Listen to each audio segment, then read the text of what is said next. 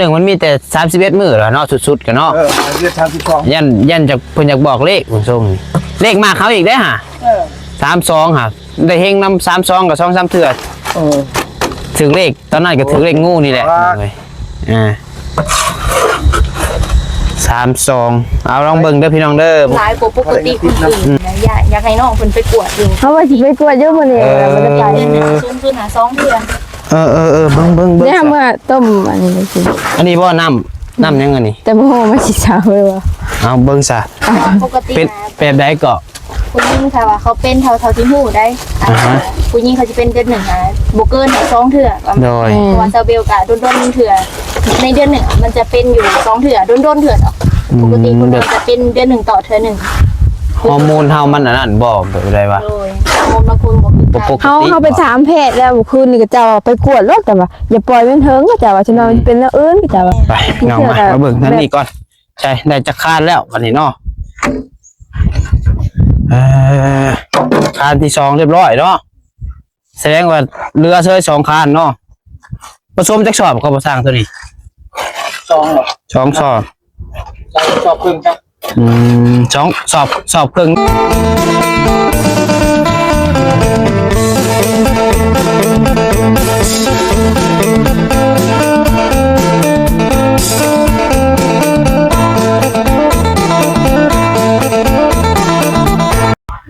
หนึ่งเนาะโซ่ยางเข้ามาแดดบ่เปิดสีฮอดเนาะโดยสบายดีเด้อสบายดีเด้อโดยได้ยังมากินมื้อนี้นะบ่มีบ่มีสิได้มาเป็ดบ่ต้องฮะบ่มีแต่ติ๊บข้าวโดยไปห่อไว้ก่อนสาบนัดเราพยคุมหัวมาพี่น้องเนาะอันลูกสาวมีโดดคอได้ไปซอดน้ำมาเนาะแต่ละมือเอาอดเอาน้อยน้องหน่อยกัดเพิ่นไปหาเงินซื้อเอารถกันเนาะเอาพี่น้องเอ้ยกาทักทายสบายดีเด้อสบายดีสวัสดีพ่อแม่พี่น้อง FC เบิร์ดสุคนบุษมองสุบอนว่าอยู่ภายในหรือว่าอยู่ทางต่างประเทศนะครับเนาะการยินดีต้อนรับเข้าสู่ช่องไซโกกไซบุญขอพ่อกับน้องพัดไซอีกแล้วพี่น้องเนาะเอาพ่อกันรอบเที่ยงแล้วพี่น้องเด้ออยู่ที่เฮือนน้องน้อยคือเก่ามือนี่ก็ได้เนาะหลังจากที่เรามือเช้านี่ทางน้องพัดไซก็ได้ลงไปตักบาตรพี่น้องขึ้นมากอะสวยแน่พี่น้องขึ้นมาฮอดพี่ก็ได้มือนี่เนาะว่ามือนี่เป็นวันศีลดับศีลใหญ่พี่น้องเนาะก็ลงใส่บาตรยัดน้ำพี่น้องเนาะใส่บาตรกินข้าวกินน้ำแล้วก็เพื่อขึ้นมาเพื่อขับรถขับล่างขึ้นมาพี่น้องเนาะฮ้อนแต่เช้าแต่เชี่ยวมือก็ได้พี่น้องเลยเอา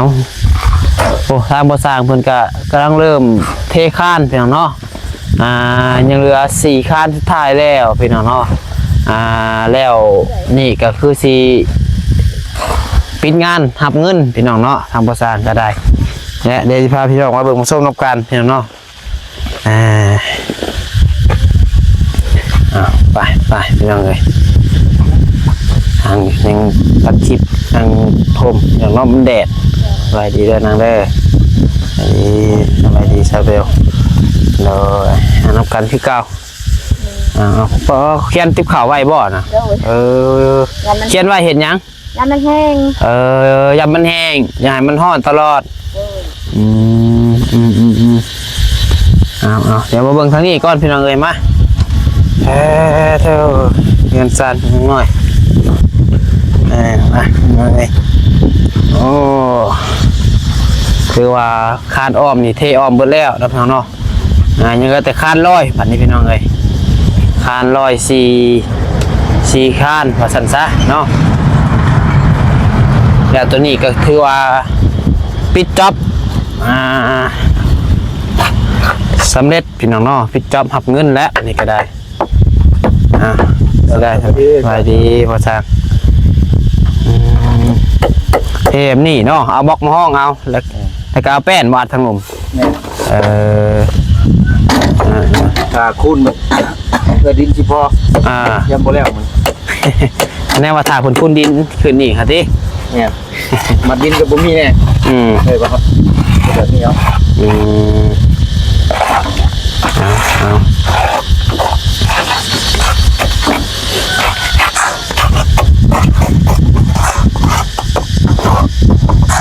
ก็เกียงเขาเห็นบ่เขาซักเห็นก็ ยังไงเป็นอะไรหินทรายเฮาพ่ออยู่บ่ หัวเบิ่งตัวจริง แต่วิหินนี่คือร้อยทั้งร้อยบ่พ่อเนาะแต่ว่าทรายนี่น่าสิเหลืออยู่บ่เนาะ ตัวจริงก็ ประมาณรถหนึ่งเพื่อนเนาะเดี๋ยวหินกับทรายเนี่ยเรารถเพื่อนเนาะก็ยังเทคานรถน้อย เดี๋ยวมันบุกลงมานี่มันก็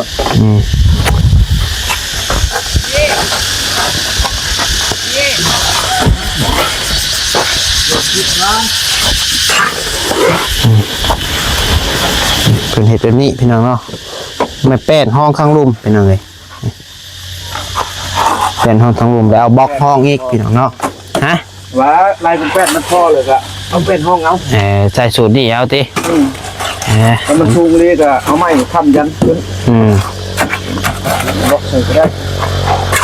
สูตรไทยสูตรมันเห็ดแล้วแหละตามใจสร้างพี่น้องเลยเห็นได้มันสีอยู่มันสีอันนั้นเนาะ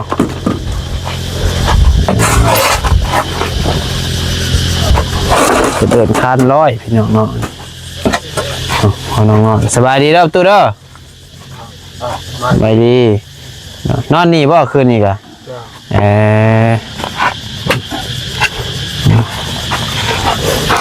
นอนรับฟันดีบ่คืนนี่ฮะบ่ได้ฟันยังใช่เดี๋ยวฟันดีสิแล้ว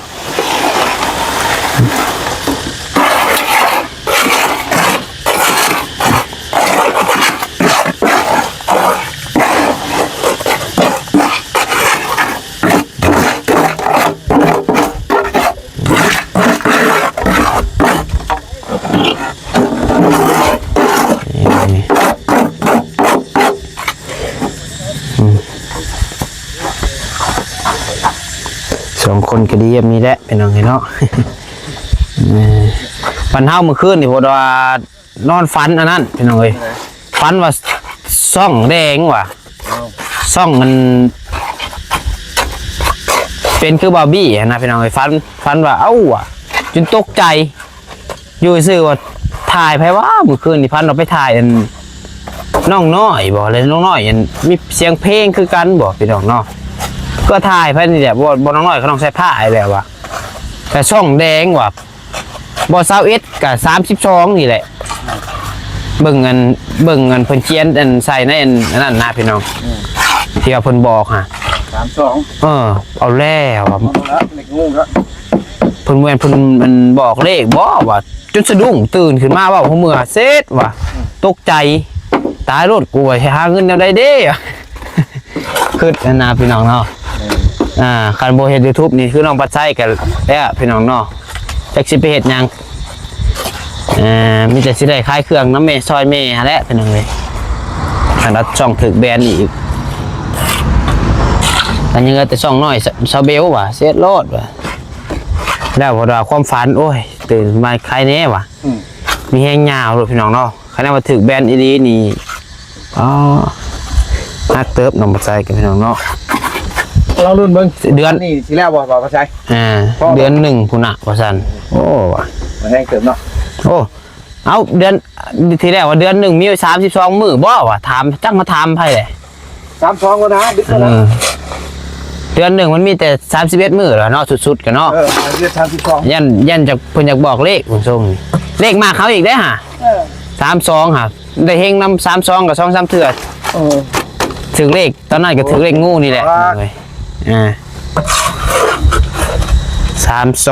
เอาลองเบิ่งเด้อพี่น้องเด้อพอได้เงินติดนำเสือมันแต่ว่าเฮาพันนี่คะแนนว่าพันบอกเลขปานนี้นี่อยากแม่นอยู่ได้ ลองเบิ่งพี่น้องเอ้ยผู้ใดมักเสียงหวยเสียงนั่นเสียงโชคน้องพัดไส้ก็สิลองเบิ่งอยู่ดอกจัก 5,000 10,000บางเทื่อพอได้ซื้ออันลาบซีนซุปเปอร์ซางกิน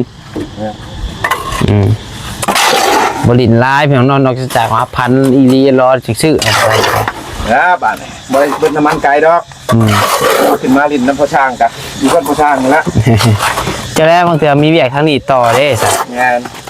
ก็แล้วเพื่อนบ่ได้บอกบัดนี้ แล้วราคาแล้ว สมมุติว่าน้องน้อยมีงบต่อนี่ก็ต้องแล้วหลังคาก่อนจังสิมาเฮ็ดให้เพิ่น แม่ เราหลังคาผู้สร้างบ่เป็นทิศช่องทิศผู้จัก คุณเหรอ อันมีคนซอยก็ไว้อยู่ดอกเนาะ แม่ เบิ่งตัวจริงเป็นหน่อยอันเพิ่นสิมีงบต่อทางนี้ก็ได้ยันเบิดตัวนี้ก็บ่มีต่อเลยก็ยันหยุดแล้วพี่น้องเนาะหยุดไว้ให้ทางพอน้องน้อยกับน้องน้อยเพิ่นสานต่อบัด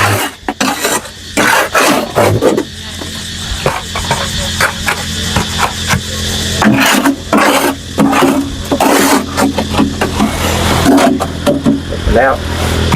คันหนึงเนาะทำอะไรละคันหนึงยังเหลือกองหนึงไปหน่อยจักสิพ่อบ่พ่อ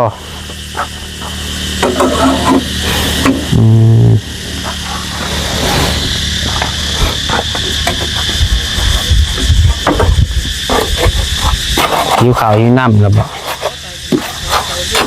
เขาสร้างกินข้าวเช้าแล้วบ่ กินแล้วขอสอบนี่ขอสอบขึ้นมาแล้ว คุยแล้วคือวันน้องน้อยว่าเพิ่นมีโนยังแหน่พอเรามื้อนี้อันนั้นบ่เป็ดบ่ไอ้เสียดพอสร้างบ่ มันนั่นก็คันมีของกินก็ตัวรอบแรงคันว่าบ่มีของกินก็จะเป็นละ อันมีอยู่มีฮักอันน้องน้อยเพิ่นฝากให้ซื้อซีนมาให้โลนึง กินกินตัวนั้นก่อน เห็นลาบก่อนเนาะ แล้วตัวนี้ถึงต่อเลย เห็นลาบซีนกินก่อนเนาะเอาซะ กันขึ้นก่อน แค่เบิ่งเดี๋ยวไปหาน้องเพิ่นก่อนเพิ่นเฮ็ดลาบซีนลาบซ่านแล้วก็ห่วยเริ่มเฮ็ดแล้วนี่เนาะล้างพักล้างหญ้าท่าพี่น้องเอ้ยปึ๊บ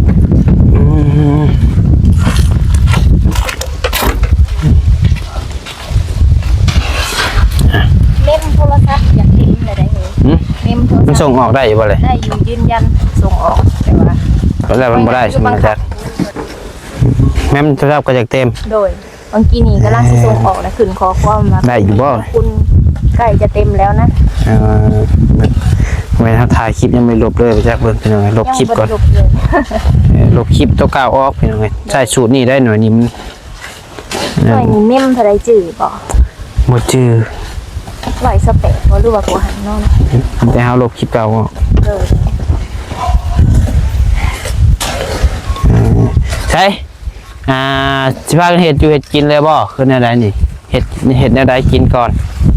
เฮ็ดเลยเนาะเขาสิเป็นแนว เฮ็ด เขา ถ้าบ่พอทาง เฮ็ดลาบบ่กินก่อนบ่ จักรอบ ติดลาบก่อนแล้วก็ว่าซีนยันซีนมันเน่า เนาะเฮ็ดลาบสู่ภาษากินตอนเที่ยงก่อนเนาะลาบสิ้นก็มีแต่ว่าล้างผักล้างหญ้าท่าเอาผักเอาหญ้าไปล้างทางถามผู้แลทางเขาบ่ยุ่งบ่ยาวเพิ่นนั่นไง เอาต้นผักบน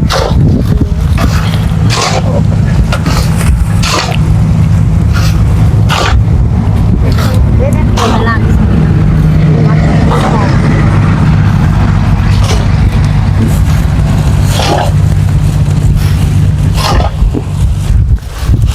ไปเดี๋ยวเอาผักไปล้างถากก่อนพี่น้องเนาะ เด้อ เด้พอจะหิวมาหายบอก พอมาให้ยี่สิวะ จะหิวมาหายเจ้าพี่บอกคือหิวให้ช้าง จะไป อยู่มาให้ได้ล่างพักก่อน สาลูกสาวจงประตากแดดหิวมาเอา น้องมันยัง ล่างอยู่พี่ก็ได้ซะเพื่อนเป็นยังไง เอามาก็จนว่าเหงา เป็นมือของเดือนกะนี้แหละเป็นมือของเดือนนี้เป็นของเฮามันบ่ บ่แม่นบ่ มันบ่ดีนี่แหละ มันบ่ดีบ่เป็นรอบเดือนบ่ เด้อ เดี๋ยวเบลเอายายกิน ยังบ่เศร้าอยู่เฮาก็ตกเป็นตั้งแต่มื้อนะผู้เฮาว่า เขาเป็นเดือนหนึ่ง4เถื่อ5เถื่อ น้องเพิ่นเป็นหลายกว่าปกติคนอื่นนะอยากให้น้องเพิ่นไปกวดอยู่ เขาว่าสิไปกวดอยู่มื้อนี้แล้วมันจะไป เดือนหนึ่งสูงขึ้นหา2เดือน เบิ่ง เนี่ยเมื่อต้มอันนี้เลยสิ อันนี้บ่น้ำยังอันนี้ แต่บ่ฮู้ว่าสิเช้าเลยว่า เอาเบิ่งซะ ปกติ เป็น นะ แบบใดก็ ป ผู้หญิงค่ะว่าเขาเป็นเท่าที่หูได้ผู้หญิงเขาจะเป็นเดือนหนึ่งโบเกินสองเถื่อ โดย เพราะว่าซาเบลกะโดนเถื่อในเดือนหนึ่งมันจะเป็นอยู่สองเถื่อโดนเถื่อออกปกติคนเราจะเป็นเดือนหนึ่งต่อเถื่อหนึ่ง ฮอร์โมนเฮามันอันนั้นบ่แบบใดวะ โดยฮอร์โมนบางคนบอกคือ ปก เขา ติ ไปถามแพทย์แล้วเมื่อคืนนี่ก็เจ้าไปกวดรถแต่ว่าอย่าปล่อยมันเถิงก็เจ้าว่าฉันว่ามันเป็นแล้วอื่นก็เจ้าว่ามันเถื่อกับแบบเป็นมดลูกอีหยังประมาณนี้ค่ะก็เพิ่นว่าเมื่อคืนเฮาไปถามแล้วอยู่บ้านเฮาบ่มีปวด เพราะว่าน้องน้อยเพิ่นเว้านั่นอยู่เพิ่นว่าเพิ่นว่าเฮาเจ็บท้องง่ายตั้งแต่มื้ออันผู้ยังบ่ทันอยู่เคลื่อนบ่ว่าคือยุกแล้วอะก็บ่จื้อเนาะ ยกแล้ว ยุกแล้วบ่ตั้งแต่มื้ออยู่เคลื่อนพุ่นเนาะคุณว่าเศร้าเลยยังเป็นใหม่อีก เป็นใหม่อีกเป็นบ่ฮอดถิดเป็นอีก เดือนหนึง4เทื่อแสดงมันก็เป็นบ่ทุกมื้อทุกเดือน ทุกมือแล้วนะยังไง บ่เดือนเลยแหละซะ เดี๋ยวก็ อัน เลือด 4เทื่อ เป็นแล้วเป็นรอย เป็นลายบ่น้องหรือเป็นกระปิดกระป๋อง 7 มื้อ บ่หมายถึงที่มันออกมาเป็นลายบ่ หลาย ลาย เลือดดำ มันอย่างอย่างมันปกติเนาะมีแต่ว่าจะไปกวดเนาะเด้อน้องเด้อจะนอนเป็นหันเป็นหนีอะไรมันยาก เล เพ ย ราะว่าผู้หญิงหาหมดลูกมันอันนั้นน่ะ สามีแต่ว่าเจ้าก็ถามกันหลังไม้ก็นำก็ได้พี่น้องเนาะ เลย อันใดที่บ่ฮู้ก็ถามกันเพราะว่าแสดงว่าน้องน้อยเพิ่นอันนั้น อันเป็นรอบเดือนแต่ว่าเป็นบ่ปกติหั้นนะเป็นผิดปกติว่าซั่นซะ ว่าซั่นซะ เป็นผิดปกติสบายดีได้อบ่ไรเอ้ยโอ้ออกทรงใหม่บ่ มีชื่อให้แล้ว โอ้ ชื่อได้โดนนะเรียกว่าโอ้ชื่อให้กับคนชายจะเคลียร์เนาะ เคลียร์ เอาเลย ซึ่งอีกได้ ล้างพักล้างหญ้าก่อน เอาล้างพักล้างหยังมาสิใส่เนี่ยแล้วพอดีเลย เดี๋ยวบ่ โดย มีอยู่ว่าสิรับสิ้น โอ้ครับเลย ดังพักกันก่อนเนาะ ล้างรถล้างรถ ไอจุวะ เลย นี่บอก แม่นเจ๊ได้เลี้ยงอ่ะ เจียเรียก เป็ดไปซื้อมา เรียก นี่เจ๊ผู้จักเจ๊บ่โอ้บ่ไรผู้จักเจ๊เจียน้อยบ่เนี่ย โอ้พูดช้องก็ได้มื้อนี่ฮะ จะร่ำจะรวยเด้อ ทั้งซีนทั้งเป็ดเว้า น้อยเด้อ อันนี้หาน้ำก้อนใช่ว่าน้ำซีนน้ำก้อนไม่แต่ว่านั่นแหละแม่เอาหม้อข้างเลยก็ต้มเพียต้มผ้าทานนี่ชุดเจ้า ที่เบิดแล้วบ่ จะร่ำจะรวย เลย แรง6 ล้านเอาเด้อ6 ล้านแบบแรง400 ล้านเอาเด้อคืนนี้เอาฟันว่าช่องเขาแดง ภาคเลย เลขกระปูฮะ ช่องเขาติดนั่น เจ้าว่าเลขกระปูสิออกบ่จัด ไทยจะถ่ายให้ล่ะ จักถ่ายไปบ่น้องน้อยกับน้องสายฟ้าว่าซั่นติดจะเป็นคือกับบาร์บี้ว่ารอบ2อีเฮาของเฮาครับว่ามันบอกว่ามันเตือนว่า27มื้อคือว่า32นี่แหละ 21ก็ 21กับ32 ใช่รถ ลองเบิ้งผู้ใดมาอย่างนั้นนี่ก็สิลองอยู่จัก10,000หลายดอก เลขกระปูออก คือหลายดอก ถ้าเบิ่ง เอาเงินตัวซื้อไว้เลยบ่ บ่เลย เอาคันถือได้จุบรถได้เลยเนาะซื้อรถละ4,000 บาทนี่ซื้อ2ตัวนี่ได้เท่าไหร่โอ้200-300 ล้านผมอยากคำ ถ้าบ่ถืออันนี้จ้ะ 400 ล้าน อ๋อ เอาสมมุติว่าซื้อวัด1,000 บาทนี่4,000 บาทนี่ 4,000 บาท ถ้าบ่ซื้อ 2ตัวนี่ โอ้หลายเติบอยู่แล้ว เป็นหลายร้อยล้านอยู่เนาะเอาว่าหยอกไปหน่อยเนาะผมผมทราบว่าถือกันชื่อแล้วล่ะ ขายน้ำมาซื้อแล้วติ เช่นยังอันนี้มันติดมันพักนี่ มันก็มีซัมปีแล้วน้องเอ้ย เจ้าละ ไปร้านก็คง แต่ละทิศมันน้ำพักเนาะ เลย ขนาดเข่าตัวหนึ่งยังมี สักหน้ามาลิ้น เลย มีหอดหยามีหอดหยางผู้แรกครบสุดน้องเนาะ บ่ทางกันหมดเลย ร้านประชาสินค้า เดี๋ยวใส่นี่น้ำลายเด้ สักหน้ามาลิ้น ล้างพักล้างหยาถาดอะไรกันได้เช็ดกันเฮ็ดให้น้องเนาะช่วยกัน เป็นคนละใครเป็นคนละ ในจังหวะพยานหลบกันนะ สักคนจะหักเวทเงา บ่ป้านั่นแหละบ่เนาะเอาไว้ก่อน เงาคนหักเวทเงากับหักเหลือเขาได้ใส่ เตรียมทำเมนูเด็ดอีกอันนี้พี่น้องเนาะ ลาบซีนพี่น้องเอ้ยเฮ็ดลาบซีนก่อนกินตอนเที่ยงเนี่ยมันบูดมันเน่าบ่มีตู้เย็นแช่เด้พี่น้องเนาะ ดินสดกับบ่แซ่บอีก ล้างพักล้างหญ้าเด้อ เออ และช่วงใกล้ชอดเที่ยงก่อนเราจังพากันเฮ็ดก็ได้เนาะ หีชนะตัวเองมัน ทางล่างถ่าได้ทางน้องเด้อมาไม่ไอ้ก่อนได้เบิ่งเวียกทางภาษาก่อนโอเคอ่ะ อย่าเปียกเสื้อ ทางล่างถ่า เอาหน่อย100หน่อย1คือบ่ลอยอ่ะเป็นจังซี่ ไปพี่น้องมาเบิ่งทางนี้ก่อนใช่ได้จะคานแล้ววันนี้เนาะคานที่2เรียบร้อยเนาะแสดงว่าเรือเซย2คานเนาะผสมจักสอบก็บ่สร้างตัวนี้ ซองหรอ 2สอบ ใส่ชอบครึ่งครับ สอบครึ่งได้อยู่ประมาณ2คานเนาะแสดงว่าแห่เอาไว้อีกจังหน่อยหนึ่งกับเรือแล้วนี่เนาะพอ ป แล้ว ระมาณ3 ชอบ4 ชอบคือเพิ่นว่า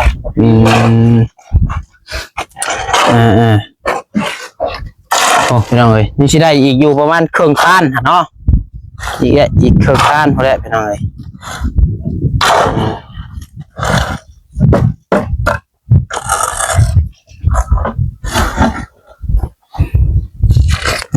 ตุ๊ดใครคุณจะไปทานใดทางพี่บ่เอาเฮ็ดได้แดดฮ้อนแห้งก็ดอกนี่เนาะโคตรโป้แดดดีดอกพี่น้องเอ้ยฮะมันก็ฮ้อนไปหมดนั่นแหละเอาก็ยังแหมเอาก็ยังใช้ละเกิดใช้งาน เอาใกล้แล้วไปสิแล้วได้ประมาณ2คันครึ่งพี่น้องเรือน้อยนึงใกล้สิสำเร็จแล้วพี่น้องเนาะคันว่ามีแห่นี่คันว่าตั้งเฮ็ดนี่แล้วเลยได้นี่เนาะยังขาดแห่ซื้อพี่น้องเอ้ยเอาพักพู้นแหละกินข้าวกินน้ำแล้วจังลุยต่อช่วงรอบๆบ่ายๆพู้นแหละเนาะเฮ็ดแดดหลายกับฮ้อนตัวเองพี่น้องเอ้ยไปซะพี่น้องเนาะสำหรับคลิปนี้ลำลาเด้อผิดพลาดประการใดก็ขอโทษขออภัยนำเวลาเฮ็ดจังหวะคันใหม่อยู่ดีมีแฮงบ่สุขสุขคนเด้อพี่น้องเด้อชมมันลำด้วยขอบคุณทางพ่อแม่ FC เข้ามารับชม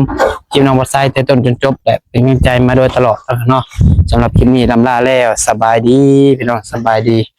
จังหวะคันใหม่เนาะพี่น้องเนาะ